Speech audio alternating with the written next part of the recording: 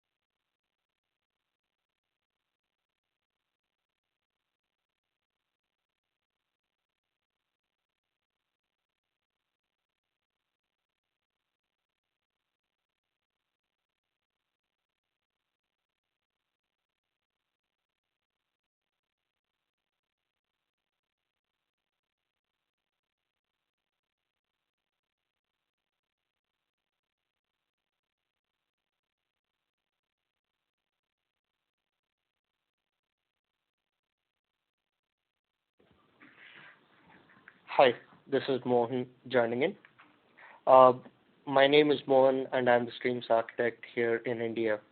So what I'll be presenting is the toolkits of streams, and to present toolkits of streams, which is part of our big data family, what we're going to be looking at is what is specifically of use in this particular release, what are the new things that we have done, and how is it useful in some practical scenarios.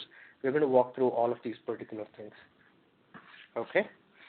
So to do that, I'm hoping that all of you guys can hear me. So can you please go ahead and answer yes or no so that we can begin the session? All participants are now in interactive talk mode. Can all of you hear me?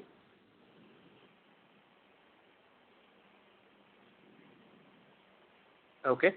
So I'm going to proceed with the slides. Okay. All participants are now in listen-only mode.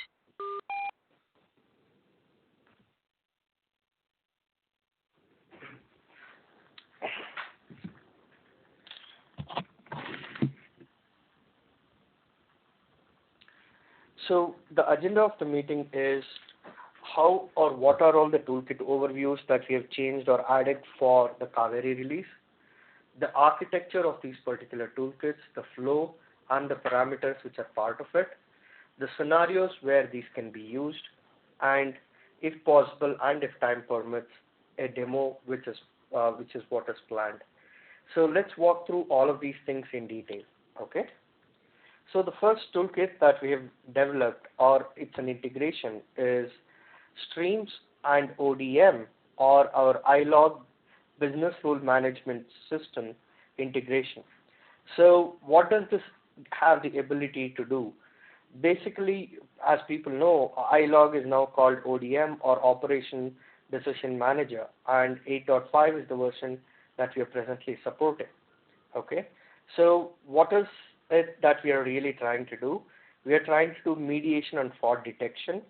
We are trying to do real-time fraud detection. We are also trying to evaluate CDR mediation, where we need to look up and also evaluate against various business validation scenarios. These are the things that we have to completely do. To do this, is Streams the right tool to author and manage the rules? When you ask such a question, the answer is typically Streams is a processing engine which can let you do multiple things. But authoring rules is not the sweet spot of Streams. So that means to say, if rules have to be versioned, maintained, and easily designed, Streams is not the software to do it in.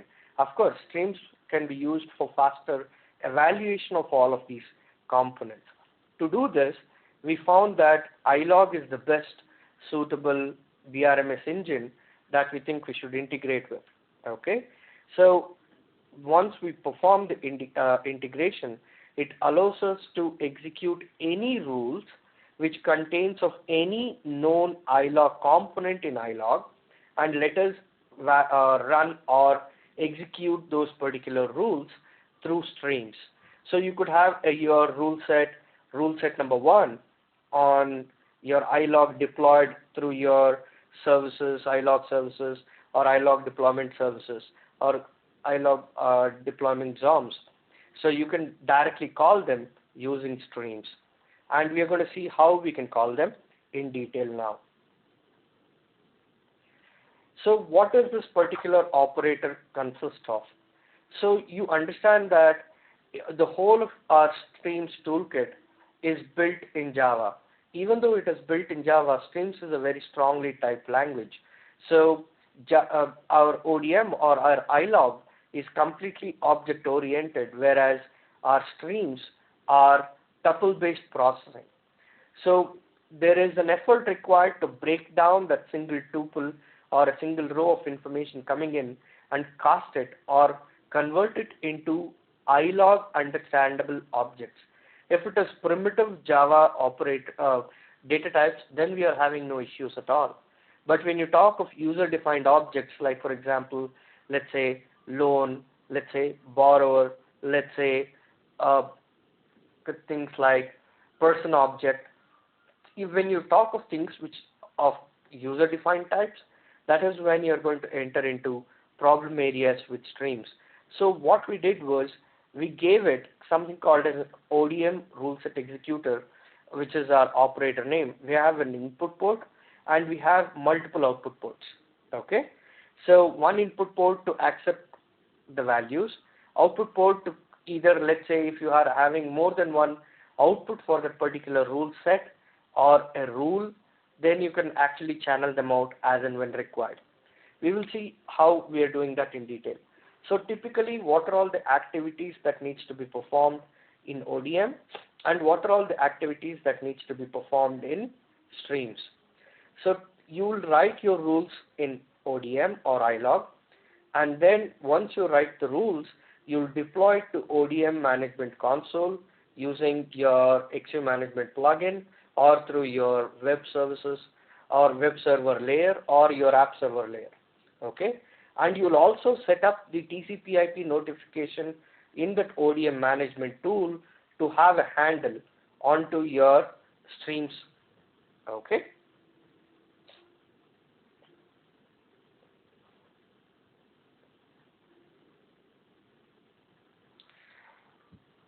So once you do that, how does it have a handshake with streams? So streams, what does it do is it takes in all the ODM related J2SE related jars. The way we have done iLog and streams integration is we have done Java standard edition integration with iLog, where we are calling it by sessions. We are calling stateful sessions because we don't want to load the operator model each and every time for every tuple. We are going to be calling it in a stateful manner. And the JOM or your execution object model can be stored either in your rule repository on the file system or it could be persisted onto database. We don't really differentiate between the two. We will access that particular location and evaluate rules. So that is what we need to do. And to enable this to work, we have an interface called as tuple to rule set mapping interface. What does that let us do is it lets us map between an incoming tuple of information and cast it into an iLog understandable object. So the interface does that particular portion of work. Okay, so you'll have to implement the interface on your own so that the mapping becomes available. Without the mapping, only the primitive types would work. The other user-defined object wouldn't work. Okay.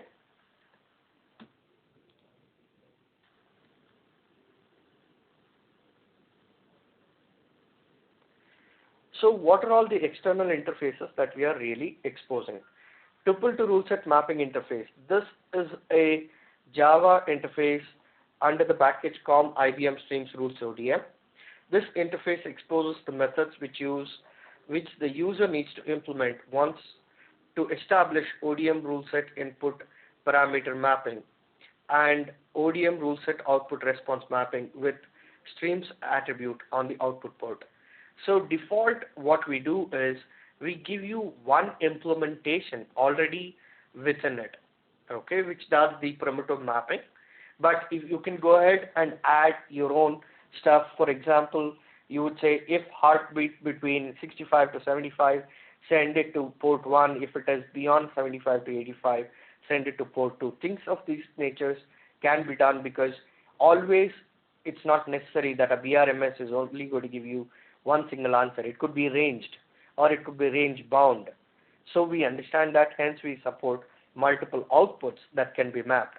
And this is a standard Java interface that we have written, so anybody can write their own implementations or write an implementation for these interfaces. Okay.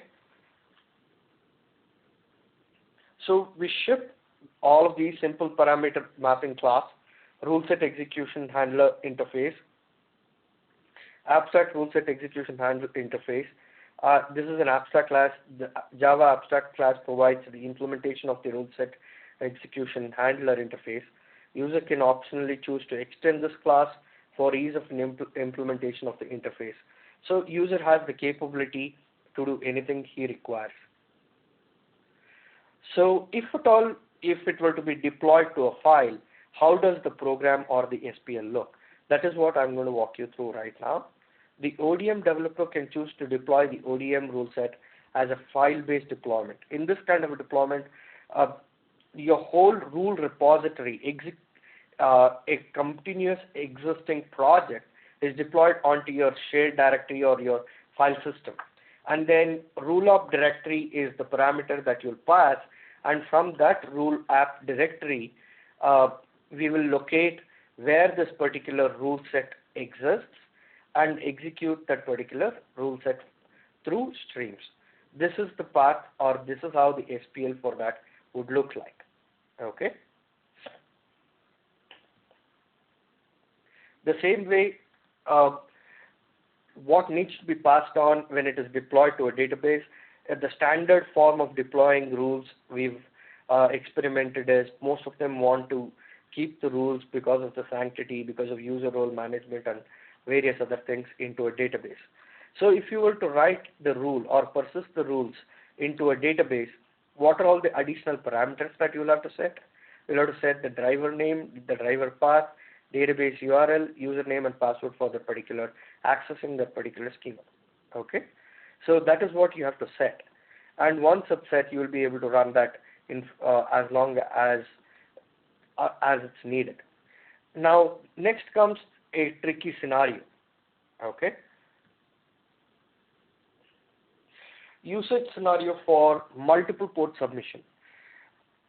So assume that your ODM operator has at least one required output port and one optional error output port.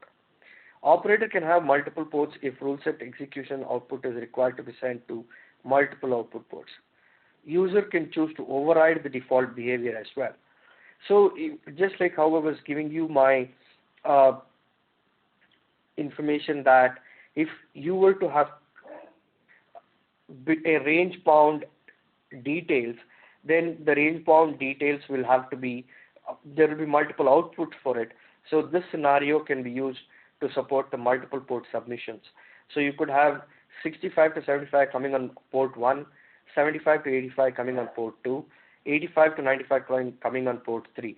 And we can probably make necessary corrective actions on top of that.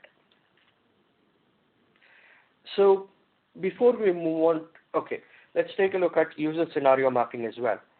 So if the JOM or our executable object model from iLog has custom types like loan, borrower, investor, person, user is expected to provide the mapping user interfaces.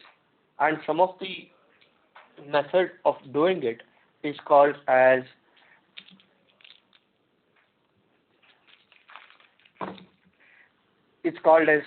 custom mapping rules, and for that you'll specify the XOM library, and we need the XOM library to load in the classes as well. And then we need to implement the interfaces.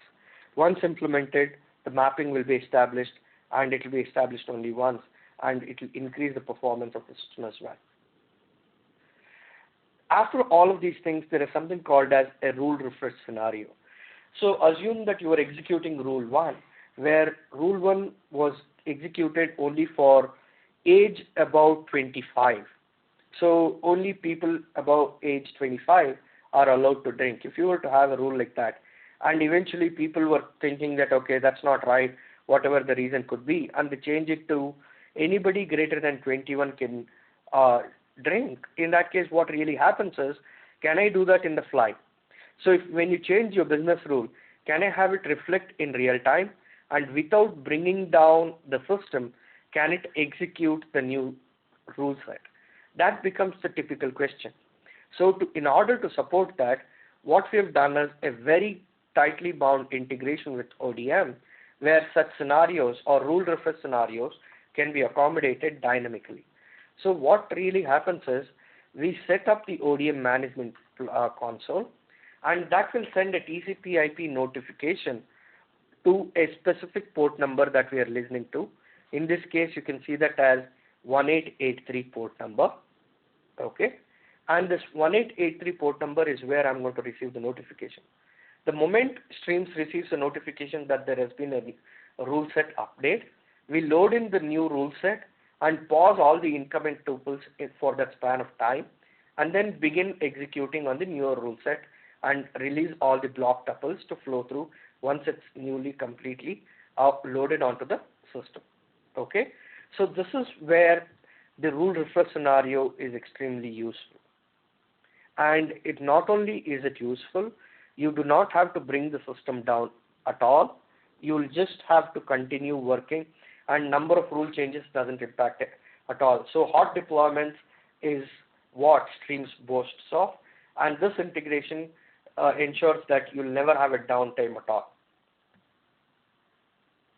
After this particular iLog integration, other integration that we are extremely interesting and complex to present is something called as time series.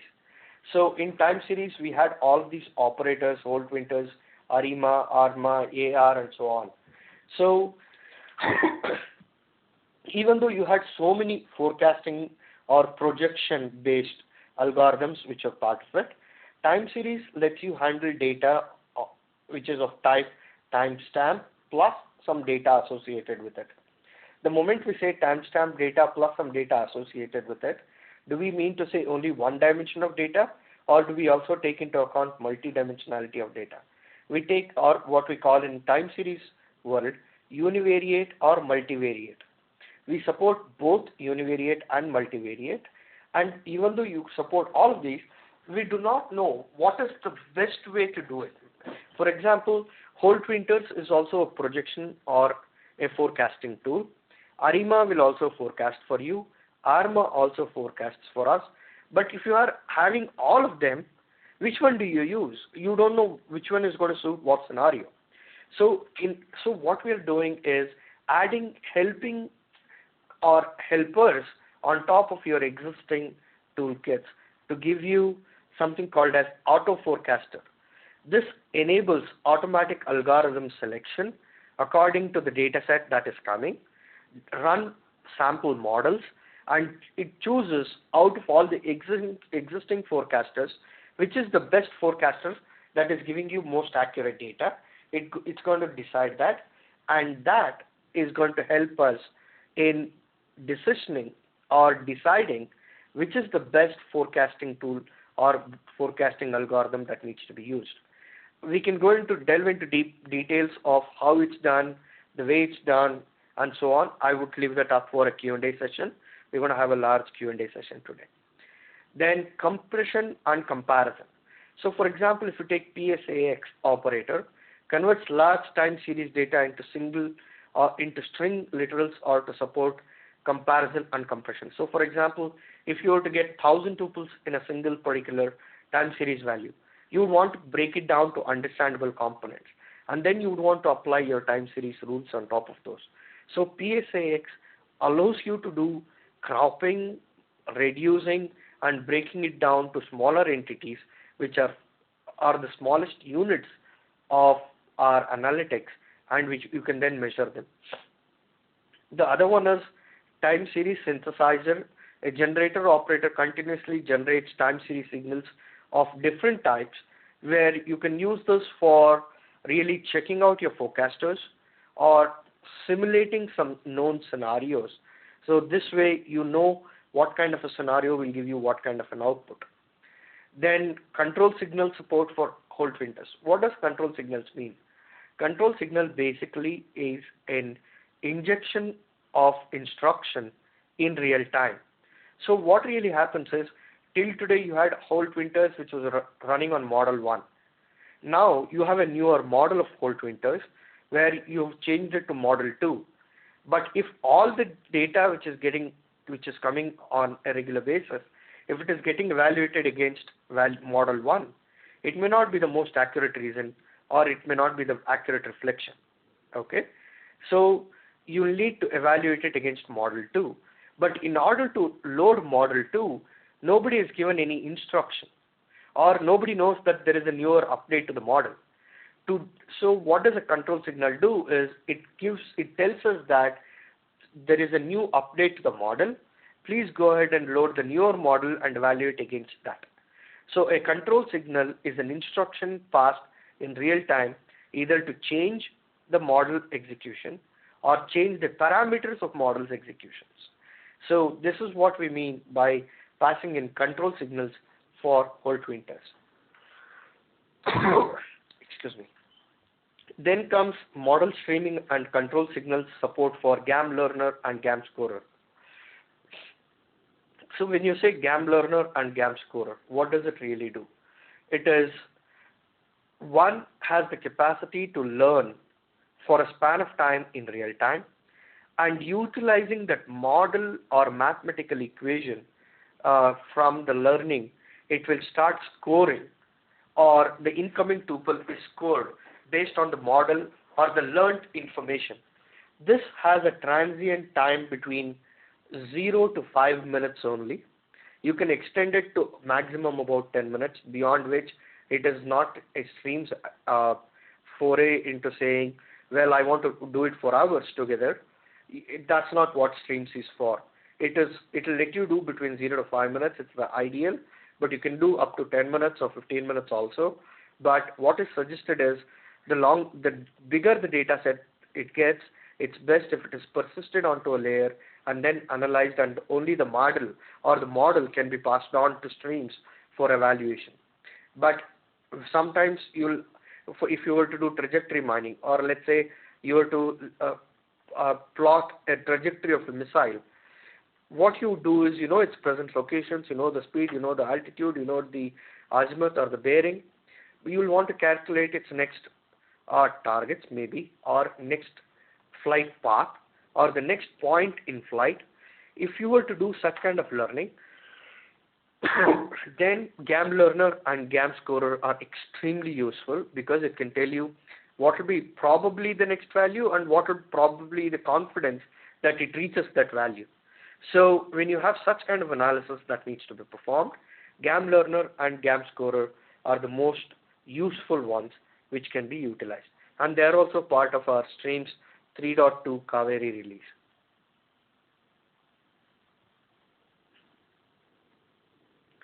So I'm going to walk you through about control port and model streaming of data. So what does the block diagram tell you? The block diagram tells you that there is an input data stream and there is a control port stream. And then there are model or coefficients or the parameters of that model which are to be controlled. And what are my outputs? My outputs are model streaming output port or my output port itself. So what does the control signal let me do? We already know that it lets me pass instructions, but we do not know what type of instructions. So let us take a closer look at the levels or types of instructions that can be passed. So one of the types of instructions that can be passed is retrain the model. Retrain the internal model with a new set of training parameters.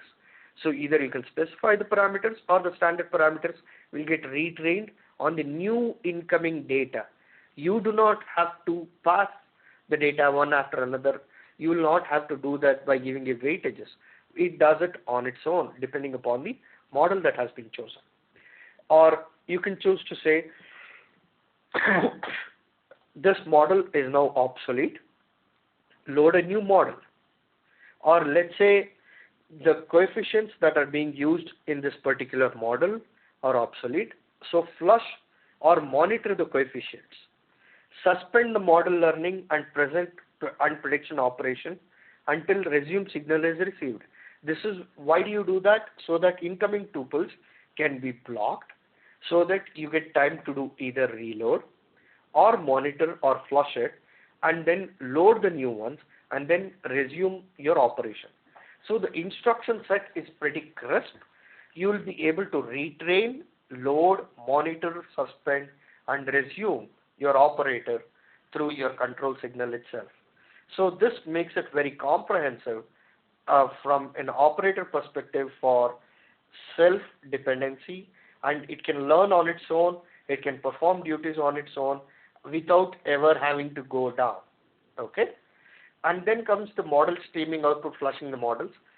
So this applies to what particular operators of Kaveri release. It is supported for whole twinter, GAM learner, and GAM scorer. Okay, so it is applicable for 3 of these particular operators. So what are all the new operators which has come into our time series toolkit for the Kaveri release? Let us take a look at that.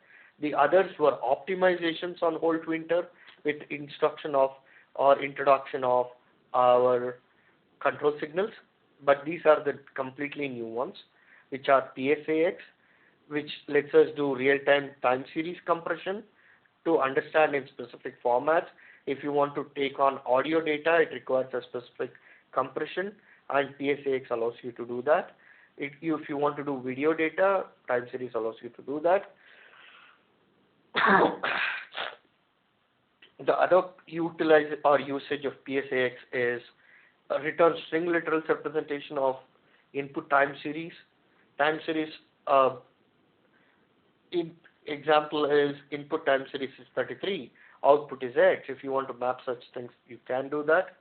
Auto forecaster, it lets you auto selection of best algorithm based on the input data characteristics. The data characteristic modeling is inherent within Stream's time series toolkit itself.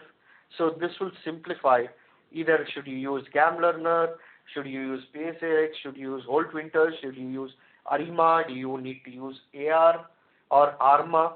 Any of these, when you have too many options, we don't know the right thing to use, you can use the auto forecaster, which will tell us this is the best particular forecaster to use.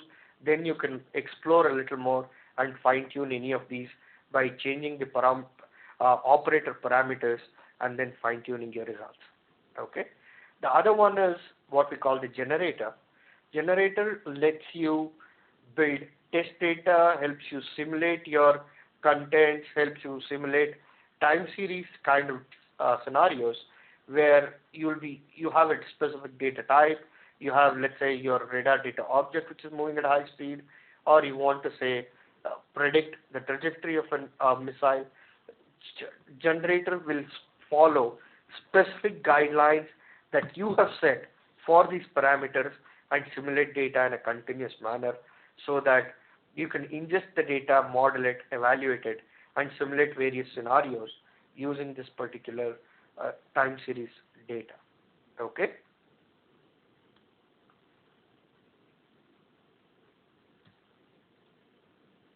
I'm moving on to the next one.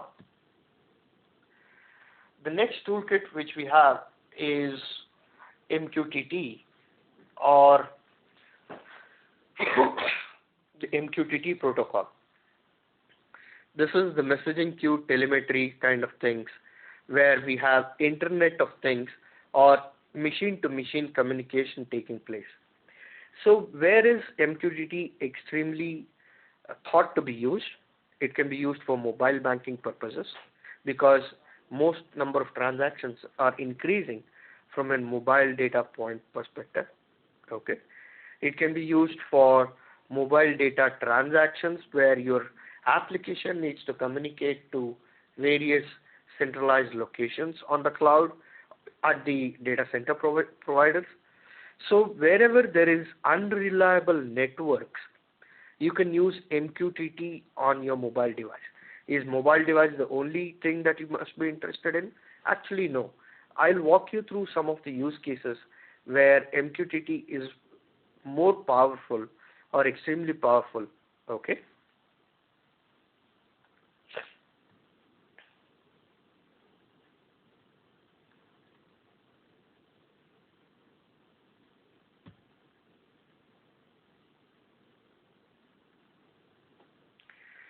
So our messaging toolkit consists of XMS, JMS, and MQTT. MQTT is the latest addition into our messaging toolkit, and that is what we are going to see in detail. So if you were to say MQTT adapters real-time traffic management, there is a YouTube link which you can look up. Just look up for MQTT adapters and the YouTube link would come up. And the link has how we are preempting a major disaster in the US. But to walk you through the scenario, all the GPS signals are captured or sent through MQTT-based protocols to a stream server. Stream server then casts that or converts that particular instruction from GPS using geospatial toolkit of streams and tells that vehicle number, associated position on the GPS tracker, where they are. So if all the traffic is going into one congested area, you can say that the vehicles can be directed or routed away from that congested area using the MQTT and streams integration. Okay, so this is one of the uses. Other one of those uses are, assume that you had basically a lost or a theft of a vehicle. You know, if you had a vehicle tracking system and along with it a GPS, you know where the vehicle is and you know where the GPS signal is passing through. But you do not have the intelligence to say that the vehicle is now stolen, but also I need to alert someone when I'm passing through no known police precincts. If that were to be one of the scenarios, what it would do is streams, and we know the location of through the GPS, whenever it passes through any tolls or any precincts, which streams as through the GPS locator will also locate the surrounding areas by doing a geofencing, and it recognizes that there is a similar area or a nearby area where there is a police station. It can place either a call, it can also send a notification alert message and provide the number so that it can be intercepted in real time. So this is one of those cases where geospatial toolkit of streams along with MQTT can be used to deliver value into this particular scenario. So MQTT, it uses MQTT protocol to connect to the MQTT providers. So what does this particular thing basically mean, or how do we understand it?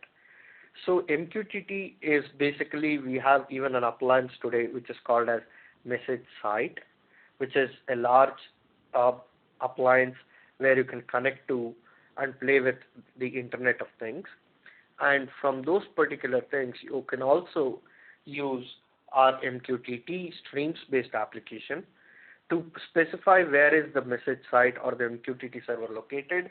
You need to specify that particular information in the connection specification documentation. The other one could be quality of service. Quality of service could be, we will go into those details in a minute.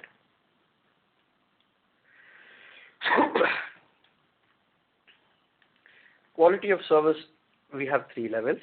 That is level 0, level 1 and level 2. Level 0 means we do not care about delivery. As and when I get a message, I publish or receive it from MQTT server itself. Level 1, it means that irrespective I've sent that particular message or received it, it is going to always send me more than once. At least once it's going to send it to my location.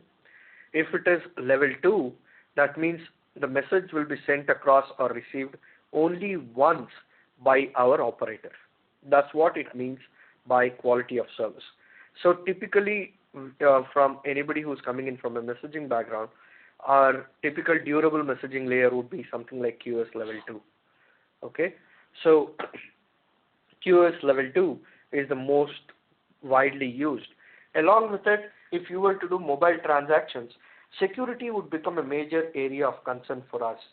So in order to support our security, we support SSL 3.0 or SSL 3 128-bit latest compression. But not only that, we also support TCL or Transport Communication Layer based securities as well. And we support TCL 1.2, which is on top of our SSL. Sorry. So this is what we support in terms of security as well. So if you were to do mobile-based transaction and worried about security, we allow even SSL, so that takes care of security so that there are no leaks in the transactions that you are going to commit or perform. Here is an architecture view of how it really looks. So there is an MQTT client which is going to be sitting in after streams and between the MQTT provider. So typically we call from streams, sync is a writer. So we call the MQTT client, we call their MQTT libraries, synchronous libraries, and write into the MQTT provider or our message site appliance. MQTT providers are available even through WMQ or WebSphere MQ as well. Source is the reader from MQTT, WMQ or our message site appliance, where the MQTT provider is going to push a message to streams, and streams or MQTT client, and from MQTT client, sorry, from MQTT client we listen and we perform whatever is the required transformations or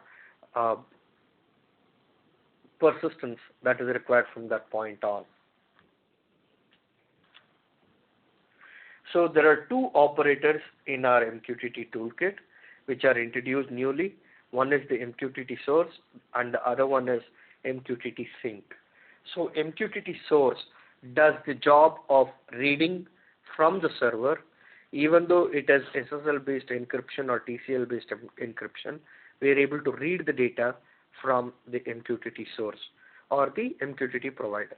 MQTT sync does the objective of, or solves the objective of, writing to an MQTT provider wherever is the URL or wherever the connection parameter is specifying it to. It can write based on the SSL 3.0 or TCL based using the security encryption as well. So this is what these two operators do, one to read and the other one to write, and we can do multiple instances of these, and that is left up to the solutioning point as to what would be most ideally suitable, how many instances of MQTT source and sync should be used, so on and so forth.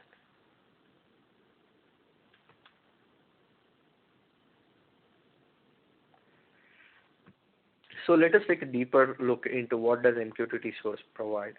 We all know that it reads data. So it has one input port or one or two output ports. The first output port contains the data which is read from MQTT provider, and the second optional output port is for the error. So just in case if MQTT goes down within that span of time, what we need to perform, and those kind of data will be in your error port. Validates if the application can connect to your MQTT provider during runtime. So if you were to have, let's discuss one important thing, which is what happens if MQTT source is running and you have a disconnect in the interim span. So you have something called as a reconnection policy. Reconnection policy has a initial delay, a connection try number of times, and try after each period of time. So it has three additional things where it will try to reconnect within, let's say, every 5 minutes or 5 times. So that is 25 minutes. It will keep trying to establish connection once every 5 times or 5 minutes. The other way, it could be infinite retry. Infinite retry means it will keep retrying every 5 minutes forever. The other one is no retry at all. That means try once. If it doesn't connect, abort the operator and say, I'm unable to establish connection, go take a look at it manually. So these kind of reconnection policies are also available. But not just this, there are also methods of writing these particular files, right? Methods could be, what are the supported formats of writing or reading the file? One is binary, the other one is block. So it supports binary and block data. This format, binary, expects the message to be serialized in a binary format. We use the network byte order of streams presently. And if you use the network byte order for streams, that means only a streams reader would be able to read through it. So that makes it a limitation. In order to avoid that, we can also use block. This format is only applicable when streams tuple contains only a single attribute of type blob, and we copy the raw bytes and pass the raw bytes along. Okay. So this can be used for normal communication where anybody can decrypt the raw bytes and they will be able to get the required required data. The same thing with sync as well, used to write to a provider topic or to a queue, and it will also support the binary and the block formats. Okay. So with this particular thing, we have introduced the ODM or the iLog integration. We've introduced the time series new operators as well as optimizations to the older operators. The MQTT toolkit, which will let you connect to Internet of Things and lets us do stuff.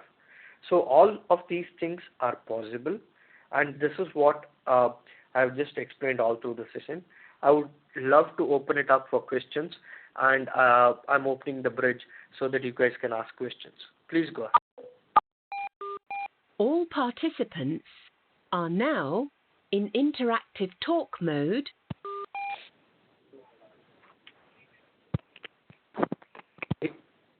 Hi, does anybody have questions?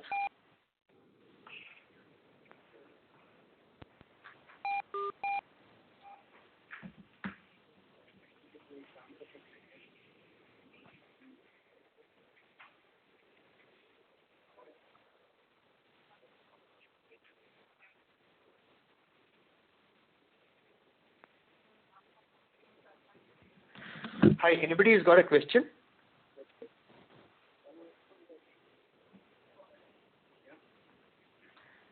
I can't.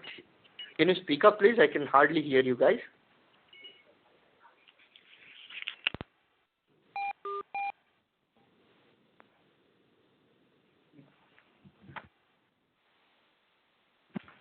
Okay, this is Bharat again, and I think we'll wind up this session. Just an announcement that tomorrow at 11 a.m. We have the session on GPFS for big data.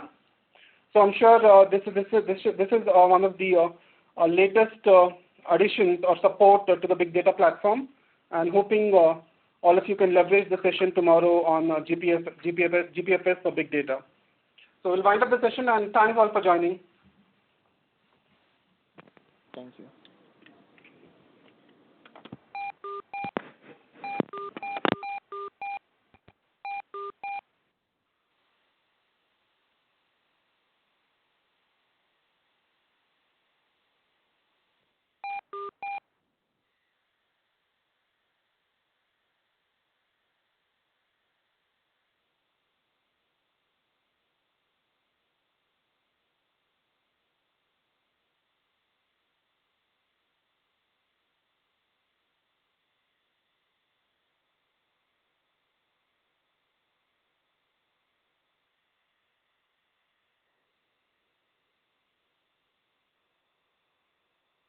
Yay! 2 hours.